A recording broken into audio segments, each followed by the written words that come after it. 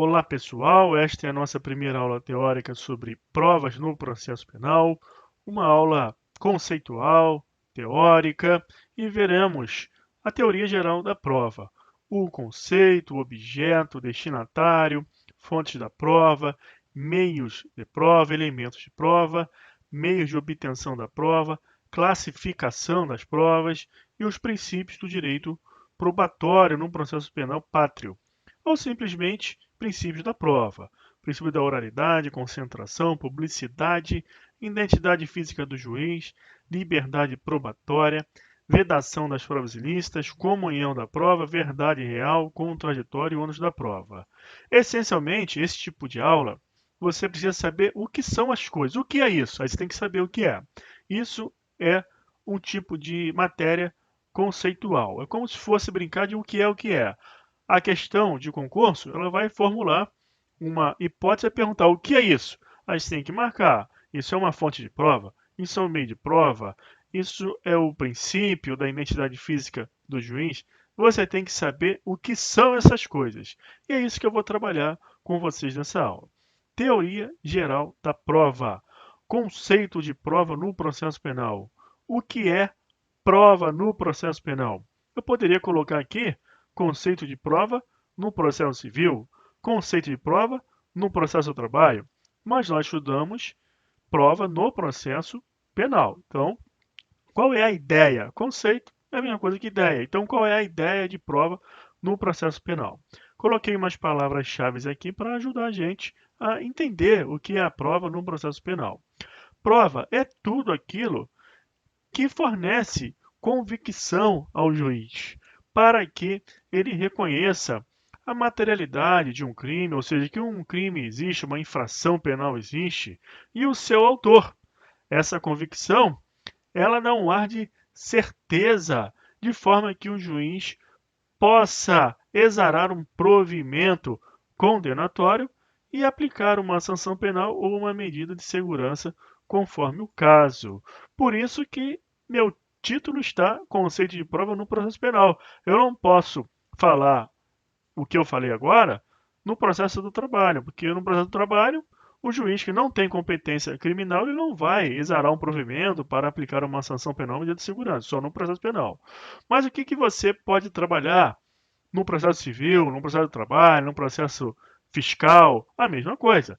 A convicção no juiz para que ele exare um provimento no sentido do postulado pela parte. Então imagina agora a cena. Você está formulando a sua petição inicial, tem as provas que você já analisou, já conversou com o seu cliente, está ali peticionando e vai dar entrada. Logo, você não tem prova ainda, porque a prova é tudo aquilo que gera convicção no juiz para que ele exare um provimento. Então, nesse momento, você só tem elementos de prova.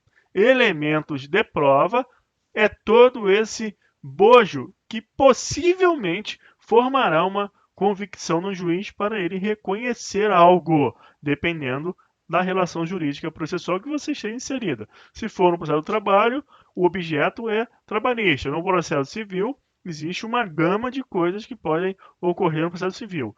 E aqui no nosso processo penal, é mais estrito, é mais fácil você conceituar a prova no processo penal, por conta que o provimento no processo penal é esse, que o juiz ele reconheça de forma convicta a autoria e materialidade e condene aquele acusado aplicando uma sanção penal ou o absolva de forma imprópria, aplicando uma medida de segurança. E aqui é assim, porque no processo penal, o ônus da prova, ele é da acusação. Logo, o réu acusado, ele pode permanecer inerte. É lógico que é obrigatório a defesa no processo penal, mas com relação à prova dos fatos, compete à acusação o inteiro ônus da prova. O réu no processo penal, ele apenas fará a prova daqueles argumentos de defesa, mas o essencial é que o Ministério Público ou o particular na queixa, ele faça a prova da autoria e materialidade. O que o acusado faz prova? Por exemplo, se ele alegar uma legítima defesa, ele vai fazendo essa prova.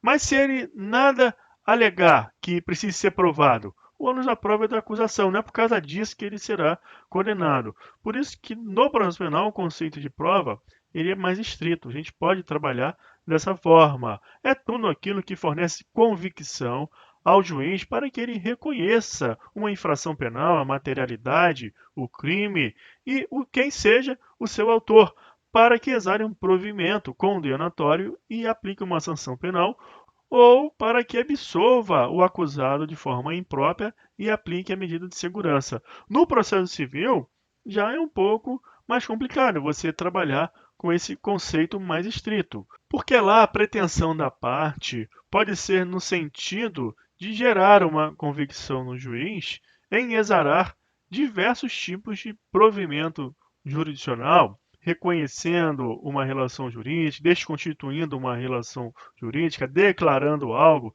e não somente aqui, conforme acontece no processo penal, que a pretensão é da acusação em obter uma condenação.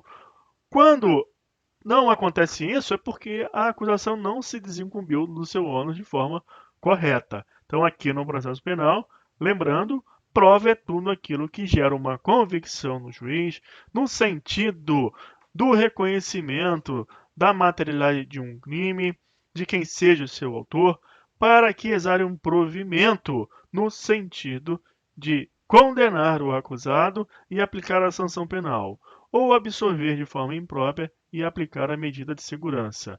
E isso ocorre no momento do julgamento, porque antes disso você não tem prova, você só tem elementos de prova. O elemento de prova é antes da apreciação pelo juiz, então não pode gerar convicção.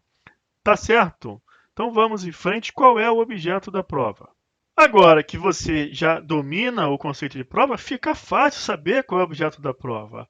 É a autoria e a materialidade, mas também as circunstâncias. Você tem que lembrar da aula de inquérito policial e do artigo 4º do CPP, que fala que é atribuição da Polícia Judiciária a apuração das infrações penais e de quem seja o seu autor. Mas nós trabalhamos essa ideia de apuração das infrações penais à luz da lei que dispõe sobre a atividade da autoridade policial. E lá nessa lei você viu que também é atribuição do delegado de polícia a apuração não só da autoria e materialidade, mas também das circunstâncias. Então, consideramos que essa expressão do CPP, do artigo 4º, que fala apuração das infrações penais, é quanto à materialidade e às circunstâncias. Nós vimos aqui nessa lei 12.830 de 2013, que é a Lei da Investigação Criminal, que trata sobre a atividade do delegado de polícia. E ele inclui as circunstâncias como o fim da apuração e trata do indiciamento. Você tem que assistir a aula 27, Inquérito Policial 1, e vai observar todo esse aparato sobre essa atividade da autoridade policial e inquérito policial.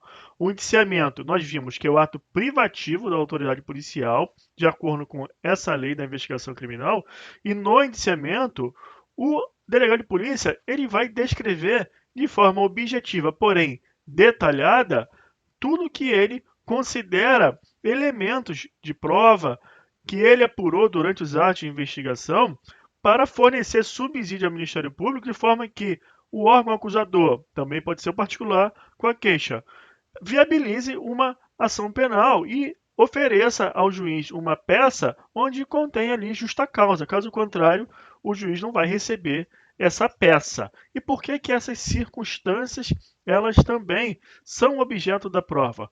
Por conta do artigo 59 do Código Penal. O artigo 59, ele trata da aplicação da pena. E para a aplicação da pena, o juiz ele também vai considerar as circunstâncias. E o que são as circunstâncias? São aquelas variáveis de tempo, modo e lugar em que está envolto o crime. É importante você assistir a aula própria que tratamos disso, porque tem exemplos, tem jurisprudência, tem explicação doutrinária, então é uma forma completa de você entender isso. O card está aparecendo aqui em cima e faça essa atualização ou revisão. Vamos em frente agora e ver o destinatário da prova. O destinatário da prova é o juiz no processo penal. É ele que tem que ter a convicção para exarar aquele provimento conforme trabalhamos no conceito. Então, no processo penal, você tem os atos de prova, que são aqueles atos tendentes a formar a convicção do magistrado. Então, você tem processo penal, atos de prova, destinatário ao juiz, para que ele tenha convicção, ou seja, aqueles elementos de prova, eles transmutem em prova, sejam prova, e o juiz seja convicto, e exare o provimento, conforme falamos. Agora, no inquérito policial, por conta da ausência do juiz, ausência de processo, você não tem atos de prova, você tem atos de investigação. E o destinatário desses atos de investigação, que tem por fim reunir indícios de autoria e materialidade, é o órgão da acusação, é o Ministério Público, ou no caso de uma ação penal privada, de uma queixa, de um crime de ação penal privada, é o particular. Então, o destinatário da prova é o juiz. E o destinatário dos indícios ou de elementos de prova, você pode trabalhar também elementos de prova, que não é prova, eu conversei no início da aula qual é a diferença. Durante a fase administrativa, é o órgão da acusação, Ministério Público ou particular. Por isso que você tem atos de investigação, conforme vimos na aula de inquérito policial. Agora, o que são as fontes de prova? Fontes de prova são as pessoas e coisas a partir das quais é possível extrair o elemento de prova. O elemento de prova não é aquele dado que irá possivelmente fornecer a convicção ao juiz para que ele tenha certeza da autoria, da materialidade e das circunstâncias e exare o provimento condenatório ou exare o provimento no sentido da absolvição imprópria e aplique a medida de segurança ao inimputável. Da onde que isso tudo é extraído?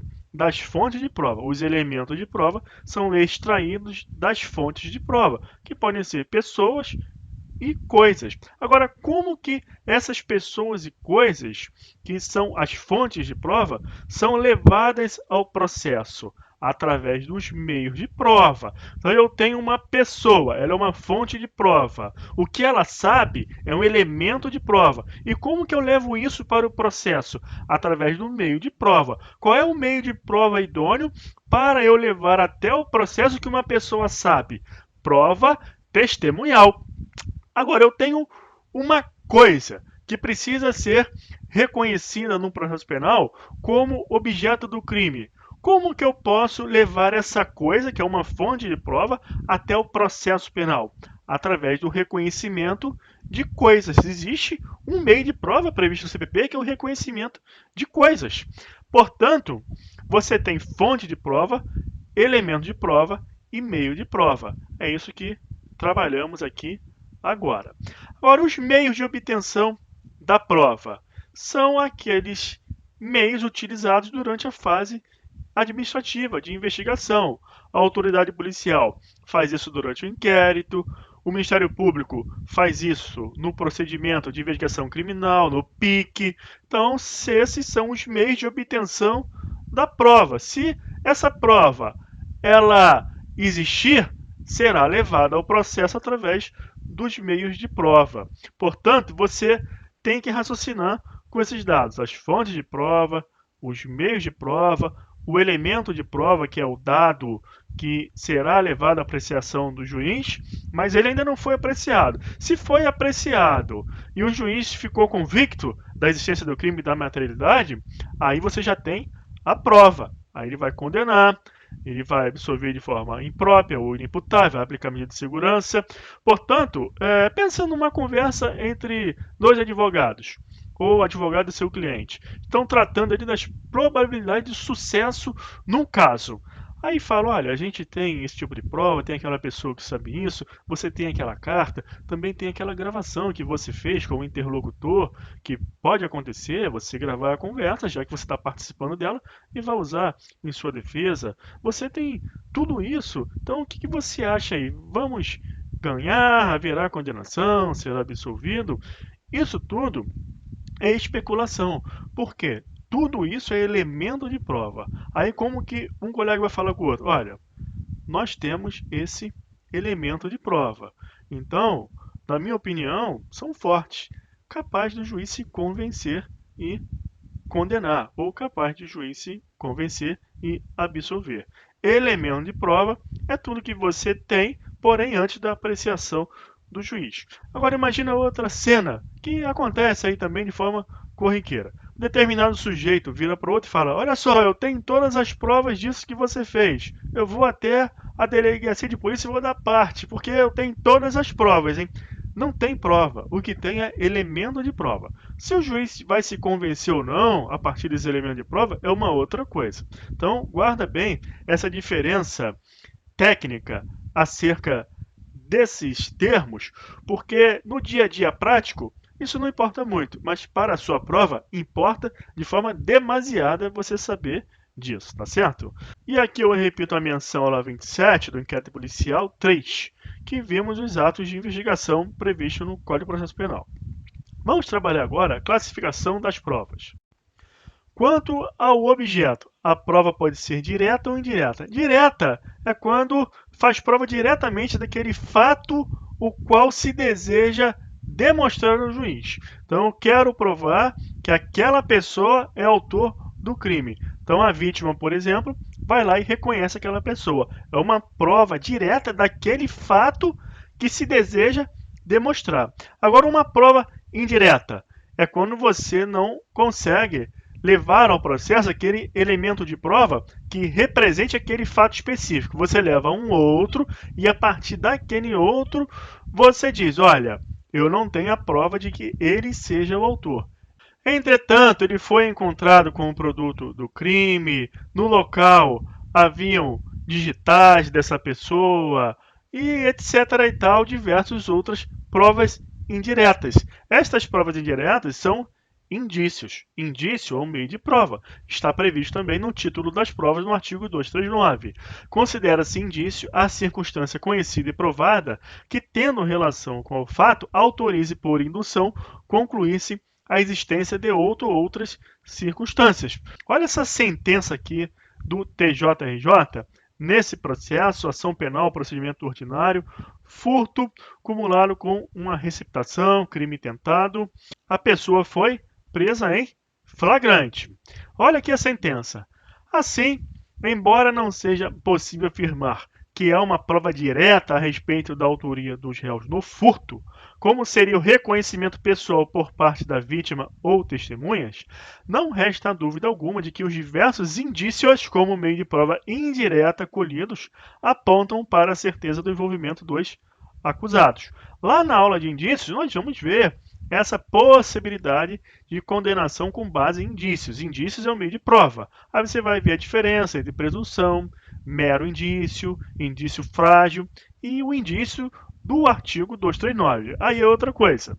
Vamos analisar tudo isso na aula de indícios. Agora você tem que apenas saber o que é uma prova direta e uma indireta. Seguindo em frente, quanto à forma ou aparência, testemunhal, documental e material. A prova testemunhal é uma fonte de prova que é uma pessoa que sabe alguma coisa, esse é o elemento de prova, é o que ela sabe, e é levada até o processo penal através de um meio de prova, a prova testemunhal. Então, quanto à forma ou pessoa, a prova pode ser testemunhal. Se for uma representação por letras e símbolos, aí é uma prova documental, é um documento. Agora, se for o instrumento do crime, a faca, a arma, é uma prova material, é a aparência da prova.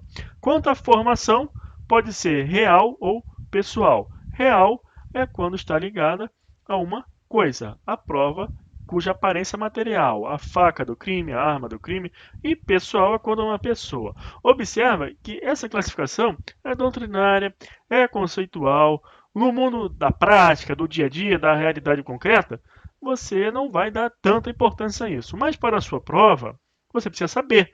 É uma questão de academia. A doutrina trabalha com essa construção do pensamento. É o mundo da ontologia, do ser. Porque isso tudo é de suma importância para auxiliar na formação do idioma jurídico, de forma que os operadores do direito consigam dialogar no processo. Porque os conceitos já estão identificados. Então, isso é um estudo ontológico e não o deontológico do dever ser que envolve o nosso direito, o nosso processo penal, mas é necessário conhecer o idioma jurídico. Por isso a importância desse trabalho acadêmico e doutrinário. Então tenha paciência e compreenda essas coisas, entenda, memorize, porque aparentemente não pode ter tanta importância na prática, mas para a sua formação jurídica tem. Porque o operador do direito ele vai se diferenciando não só pelo conhecimento prático, mas pela bagagem conceitual. Então, quanto à formação, a prova pode ser real ou pessoal. Real diz respeito às coisas e pessoal às pessoas. Quanto ao valor, a prova pode ser plena, gerar certeza, convicção ao magistrado, de forma a levar a uma condenação. E também pode ser não plena, ou seja, permitir ainda a existência de dúvida. Essas provas não plenas, elas podem subsidiar o deferimento de medidas cautelares, mas não uma condenação.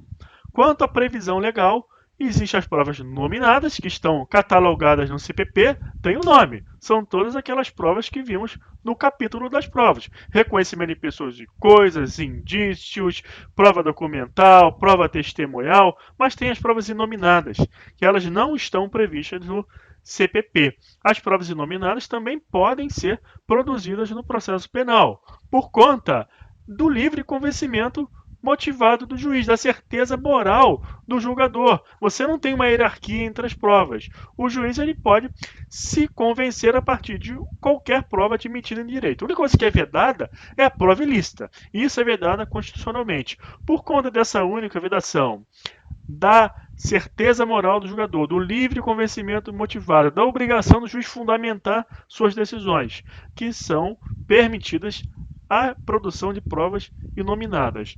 Única limitação que tem que ter é a vedação prova ilícita. Se não fosse assim, nós teríamos uma tarifação de prova. Olha, você só pode provar isso dessa forma. E pode acontecer em determinadas situações em que existe uma prova, mas não está lá elencada lá no CPP. Você pode, por exemplo, ter certeza disso diante da evolução tecnológica. Nós não tínhamos e-mail, nós não tínhamos há muitos anos atrás o telefone celular, não tinha o WhatsApp e hoje tem. Então, se não fosse permitido provas inominadas, nós ficaríamos aquém da evolução tecnológica. Então está tudo ligado. Provas inominadas, liberdade probatória, o sistema do livre convencimento motivado, a obrigação do juiz motivar as decisões. Então basta você lembrar que quanto à previsão legal, tem as provas nominadas e as provas inominadas. E agora você já sabe por quê. E no estudo da classificação das provas, não gasta muita energia memorizando essa parte do quanto. Quanto à previsão legal, quanto ao valor, quanto à formação, quanto à forma. Presta mais atenção no que sejam as coisas. O que é a prova direta? O que é a prova indireta? O que é a prova testemunhal? Prova documental, material, real, pessoal, plena, não plena. Não se preocupa muito com esses quantos aqui. Porque você sabendo que é a prova nominada ou inominada, você consegue marcar a questão. Agora, você só sabendo esse título das classificações, quanto ao valor, quanto à formação, quanto à previsão legal, você não vai resolver a questão. Então, se concentra mais em saber o que são provas nominadas, inominadas, plena, não plena, real, pessoal, testemunhal, documental, material, direta e indireta. Tá certo? Vamos entrar agora no assunto princípios do direito probatório no processo penal pátrio, ou princípios da prova. O primeiro deles que vamos ver é o princípio da oralidade. Tem por fundamento o artigo 400, parágrafo 1º do CPP. As provas serão produzidas numa só audiência, podendo o juiz indeferir as consideradas irrelevantes, impertinentes ou pretelatórias. Essa primeira parte aqui que importa para a gente entender o princípio da oralidade. As provas serão produzidas numa só audiência. O princípio da oralidade informa que naquela audiência tudo o que for elemento de prova deve ser fornecido ao juiz. Por conta de que o que está em jogo é a liberdade de determinada pessoa. Então a realidade pode ser melhor demonstrada a partir daquele contato direto, verbal, dizendo ali ao juiz durante o interrogatório, as alegações finais, esclarecendo o que está escrito nas peças que instruem o processo, quantas e quantas vezes em sustentação oral as decisões elas são modificadas por conta daquele advogado que assomou ali à tribuna, ele ressalta uma prova que não foi observada durante o processo, que a assessoria ela não destacou para o magistrado, para o juiz que não observou aquela prova, e o tribunal também, já tendo sido inclusive lido ali o voto, não atentou para aquela prova. A oralidade é muito importante e pode-se dizer que faz milagres. Não é o correto nós falarmos isso. Estamos diante de uma ciência processual, a ciência jurídica, mas a realidade é essa. A sustentação oral, a oralidade, a expressão verbal faz milagres. Entre aspas, milagre no sentido de que muda tudo por conta de eventuais não observâncias, como deveria acontecer, de determinados elementos de prova relevantes. Por conta disso, de estar em jogo a liberdade de determinada pessoa, que o princípio da oralidade não é só importante no processo penal, todos os processos, seja o processo civil, o processo do trabalho, qualquer processo. Nos juizados especiais, o princípio retor é a oralidade. Apesar da oralidade ser um princípio informador dos dados especiais, algumas vezes já me deparei com a situação do juiz leigo advertir: doutor, não precisa falar não, porque já está escrito aí, então é uma questão de cultura jurídica. A importância do princípio da oralidade em todos os processos jurisdicionais, seja o penal, seja o trabalhista, o fiscal, seja o civil, de qualquer assunto, é algo que deve ser homenageado, mas precisa de uma estrutura para que possa acontecer e a cultura também evoluir no sentido de dar abertura e dar importância a esse tipo de atuação oral. O princípio da oralidade está ligado a esse próximo princípio que tomaremos conhecimento, que é o da identidade física do juiz. Tem fundamento no artigo 399, parágrafo 2º. O juiz que presidiu a instrução deverá proferir a sentença. Óbvio, se o princípio da oralidade ele existe para que o juiz tome conhecimento da realidade máxima da situação, para que possa julgar com justiça, de acordo com o direito, esse juiz que presidiu a instrução ele deve proferir a sentença. Também é um ideal a ser alcançado. A realidade é que os juízes estão assoberbados com muitos processos. Os processos têm muitos volumes. O juiz preside a instrução, só que tem que julgar muita coisa.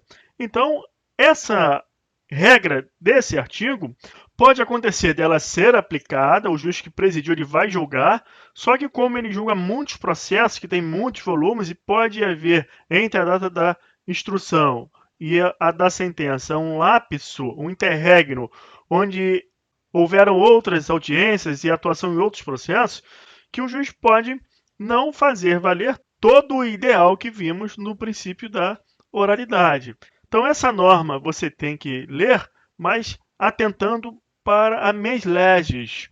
O motivo dessa norma, que é a máxima aproximação entre o que aconteceu na audiência e a sentença, que não só o fato que essa norma quer evitar, que é o proferimento de sentença por outro juiz que não presidiu a instrução, mas também o assoberbamento dos magistrados diante do excessivo número de processos pode fazer com que não se chegue à situação ideal de cumprimento da essência dessa norma. É algo mecânico. O juiz que prediu a instrução ele vai proferir a sentença, mas o espírito dessa norma não foi respeitado. Uma vez que pode acontecer, diante dessas situações que eu falei da realidade, que tudo aquilo que o juiz, no momento daquela audiência, ele pensou, ele sentiu, ele trabalhou em sua mente, foi se perdendo durante o tempo em meio a outros trabalhos. Uma vez eu tinha uma audiência marcada, era uma comarca de interior, eu cheguei no prédio, fui me aproximando do andar desse prédio, onde teria audiência, e já pelas escadas ali, muita gente. No corredor, muita gente, não tinha como andar. Aquele falatório, e só tinha uma sala ali que estava tendo audiência. As pessoas estavam aguardando lá dentro, nas escadas, nos corredores, muita gente mesmo, estava uma loucura. E quando eu entrei na sala, eu observei que era um juiz substituto, e ali estava tendo audiência de instrução de processo civil, processo criminal. No momento que eu entrei, estava tendo uma audiência de instrução criminal, estava havendo um interrogatório do acusado, e alternando com o processo civil. E provavelmente, eu não fiquei lá o dia inteiro para ver o que mais tinha acontecido, mas pela quantidade de gente, aquilo demorou. Tiveram muitas audiências e estava tendo civil e criminal. Esse tipo de situação, que devido à estruturação do judiciário em alguns lugares, não é coerente com a norma jurídica. Então você tem que prestar atenção na teoria, no ideal, na mens leses e na estrutura. A estrutura é uma coisa, a realidade é outra. Então, para a sua prova, você tem que compreender tudo isso, para evitar também ficar memorizando as coisas, é trabalhar a compreensão. Então, qual é a mens leses aqui dessa norma? É que a colheita das provas durante a instrução, elas sejam aproveitadas ao máximo pelo magistrado que ali presidiu, para que profira uma sentença condizente com o que aconteceu ali. Então, o motivo de se evitar que outro magistrado profira essa sentença é que esse feeling se perca. Mas isso também pode acontecer do mesmo juiz que presidiu a instrução, ele proferir a sentença, se ele julgar outros processos em meio a isso, essa quantidade de processos, houver um decurso de tempo grande entre a audiência e a sentença, e outros fatores que possam prejudicar a concreção do espírito dessa norma. Então, ocorrida a audiência de julgamento, o juiz que preside, ele sai do processo, ele é promovido, outro juiz assume, ele não presidiu essa audiência. Então, tudo isso que nós falamos no enfrentamento ao princípio da oralidade não serviu de nada, se perdeu, é algo efêmero. Portanto, o princípio da oralidade está ligado ao princípio da identidade física do juiz. Eu aproveito aqui para indicar um documentário. Ele é de 2004, é o documentário Justiça. Esse documentário, feito pela Maria Augusta Ramos, vai mostrar para vocês um pouco da realidade das audiências criminais no Tribunal de Justiça do Rio de Janeiro, que aconteceram no período de 2003. Então você vai observar alguma situação também que te mostra um pouco desse ideal da busca prática da identidade física do juiz, dessa concreção do princípio da oralidade, da identidade física do juiz, é muito importante para a sua formação. Se você não tem o contato na labuta diária como advogado militante, ou não é advogado, mas vai prestar alguma prova que caia processo penal, e é importante você ter pelo menos esse contato. Então eu indico esse documentário, Justiça. Seguindo em frente para o próximo princípio, agora vamos ver o princípio da concentração. Você que já entendeu o princípio da oralidade e da identidade física do juiz, não vai ter dificuldade para compreender o princípio da concentração. A maior quantidade de atos probatórios deve ser concentrados em uma mesma audiência de instrução, de forma a otimizar o princípio da oralidade, da identidade física do juiz, no que eles têm de essencial, que é garantir a maior correspondência entre os acontecimentos da audiência de instrução, no que tange a matéria probatória, e o que será feito na sentença pelo juiz. Então, essa concentração permite que aquele mesmo juiz ele faça um trabalho fidedigno, idôneo, o melhor possível. Imagina que há um desmembramento de atos em diversas audiências. Vai dificultar a concreção de tudo isso que nós conversamos aqui mais acima. Publicidade. É normal, isso aí é para todos os processos de regra, porque tem como fundamento a Constituição Federal, no artigo 5º, inciso 60, e o artigo 93, inciso 9. A lei só poderá restringir a publicidade dos atos processuais quando a defesa da intimidade ou interesse social exigirem. Artigo 93.11. Todos os julgamentos dos órgãos do poder público serão públicos e fundamentadas suas decisões sob pena de nulidade, podendo a lei limitar a presença em determinados atos às próprias partes e a seus advogados, ou somente a estes em casos nos quais a preservação do direito à intimidade do interessado no sigilo não prejudica o interesse público à informação. A regra é a publicidade. É um princípio informador de diversos institutos jurídicos. Então você não vai ter dificuldade em lembrar que é um princípio também do direito probatório. Então até agora vimos oralidade, identidade física do juiz, concentração, publicidade. Vamos para o próximo, liberdade probatória. Mais acima, eu já conversei um pouco com vocês sobre isso. Então você não vai ter dificuldade em entender o motivo do princípio da liberdade probatória. Porque não há hierarquia entre as provas, porque é permitido provas nominadas e inominadas, haja visto que o sistema de apreciação das provas vigente, de regra, é o sistema da persuasão racional ou da certeza moral do julgador, haja visto que o artigo 93.9 dispõe que todas as decisões do Poder Judiciário devem ser fundamentadas. E porque você tem que entender que a tarifação total dos meios de prova engessaria demais, complicaria bastante o exercício do direito de defesa e até mesmo a atuação do órgão acusador.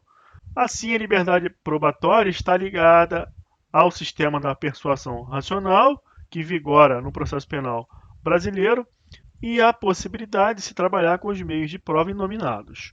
Código de Processo Penal, o juiz formará sua convicção pela livre apreciação da prova produzida em contraditório judicial. Liberdade probatória. O único limite é a prova ilícita. A prova ilícita não pode. Agora, fica atento.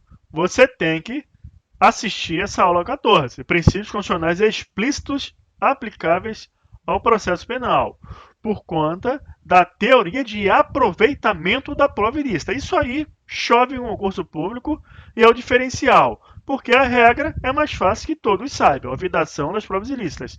Até por conta tem uma norma constitucional expressa. São inadmissíveis no processo as provas obtidas por meios ilícitos. O mais difícil é você saber a teoria do aproveitamento das provas ilícitas. Aí você tem que assistir essa aula para saber. Então está aqui mais um princípio, vedação das provas ilícitas ou licitude probatória. A única vedação à liberdade probatória é a vedação das provas ilícitas. Você tem que assistir a aula 14.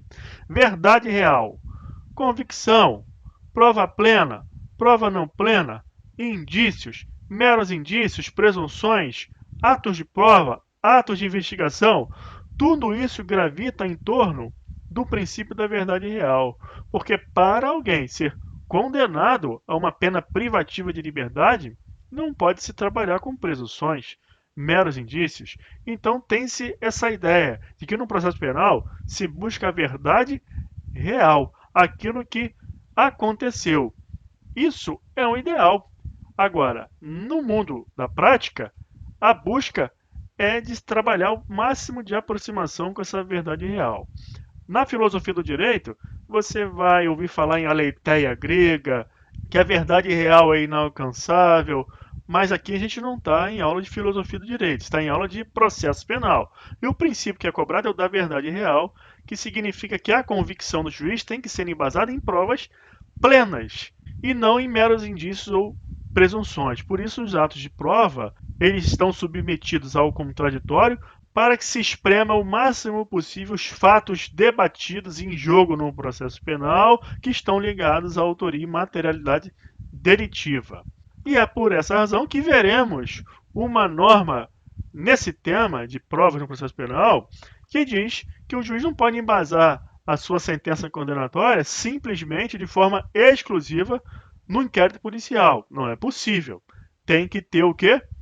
Atos de prova submetidos ao contraditório, de forma a gerar uma convicção no juiz, a considerar aqueles elementos de prova como provas plenas da autoria, materialidade e circunstâncias. Então, o princípio da verdade real, o ideal a ser alcançado. Comunhão da prova ou da aquisição. Uma vez produzida a prova no processo penal, a prova pertence ao processo.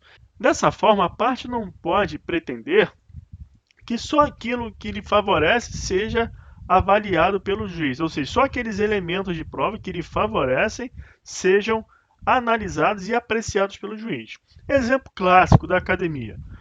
É juntada uma carta ou uma conversa de WhatsApp. Tem algo ali que não embasa a condenação. E tem algo ali que embasa. Tem algo ali que não é favorável à defesa. E tem algo que é. O juiz, à luz do princípio da comunhão da prova, ele não vai considerar só o que favorece ou não.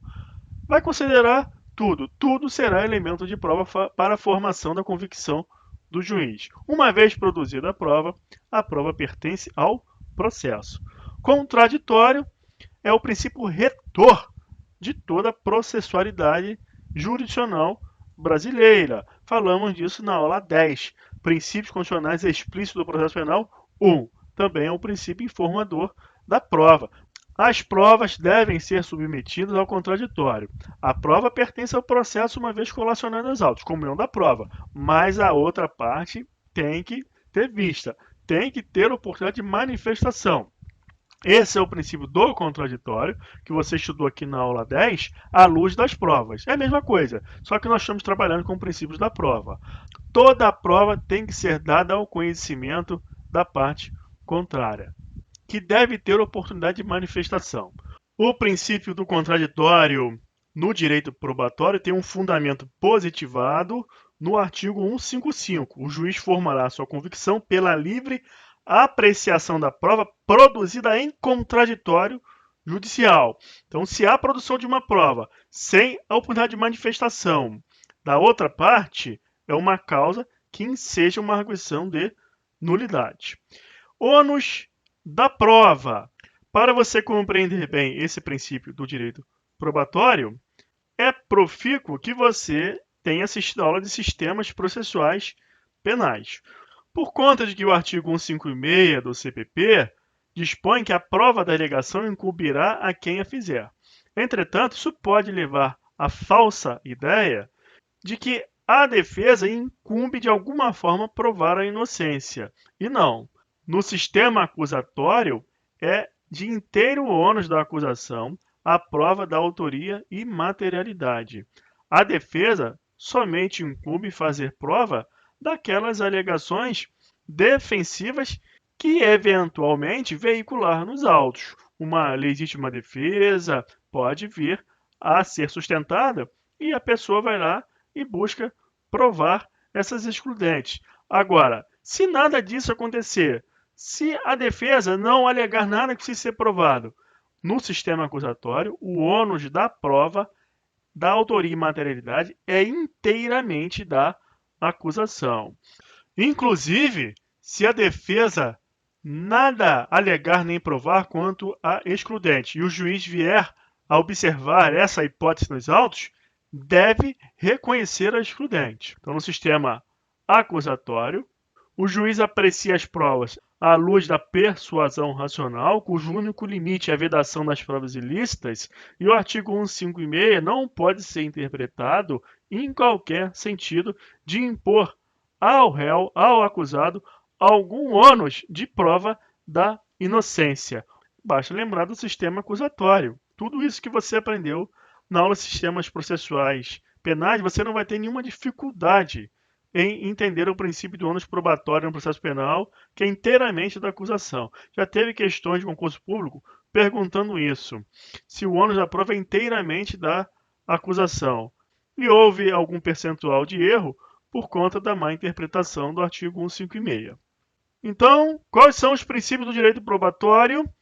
Princípio da oralidade. Identidade física do juiz, concentração, publicidade, liberdade probatória, vedação das provas ilícitas ou licitude probatória, verdade real, comunhão da prova ou da aquisição, contraditório e ônus da prova. O mais importante é você compreender o que cada um deles representa. Então é isso, pessoal. Ficamos por aqui e até a próxima com mais provas no processo penal.